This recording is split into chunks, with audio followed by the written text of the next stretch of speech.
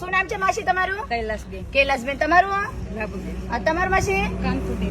દાદા જીવાણી સરસ. તમારું ભાઈ? તમારું દાદા? તમારું? સરસ. બાપુ તમારું? સરસ. ક્યાંથી આવ્યા છો? ભાવનગર થી. આજે શું લાવ્યા છો તમે આજે આશ્રમમાં?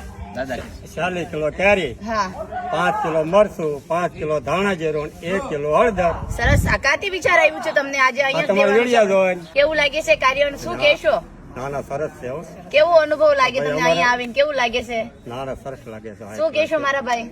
શાંતિનો અનુભવ થાય. સરસ. આવું ને આવું દાન કરાવતા રહેજો કઈ. બસ આવો ને આવો સાથ સપોર્ટ આપતા રહેજો. સેવા કરો છો એની મોટી મહાનતા છે તમારી. બસ ભગવાનના આશીર્વાદ તમારા બધાના આશીર્વાદ. 5 સભ્યો તો થતું નથી આના બદલે તમે આટલા બધા અને નિસ્વાર્થ ભાવે જે કરી રહ્યા છો એ બદલ ખૂબ ખૂબ ધન્યવાદ. ધન્યવાદ. Thank you so much. બસ સાથ સપોર્ટ આપતા રહેજો. બાપુ શું કહેશો દાદા? હવે બેન કહેવાનું તો એવું છે, અમારા જેકે દાદાનો ભાવ જ એવડો હતો ને, હા. જેને ભાવ કહેવાય.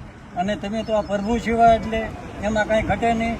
અને આ જે તમને વિચાર આવ્યો, અમારા ધોળા વાળ આવ્યા તો અમને બેન નથી વિચાર આવ્યો, અને તમને આ ઉંમરે આવ્યો એટલે તમને ધન્યવાદ છે. અને તમે આ કાર્ય કરો એમાં અને હલ સૌનો તમે સહકાર.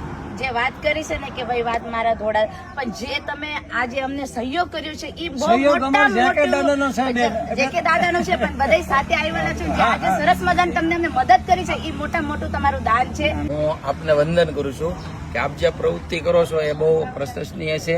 અમારું મસ્તક નમે છે. પણ વિશેષ અમારા જેકેદાનો ભાવ છે, અમે તો એની સાથે આવ્યા છીએ.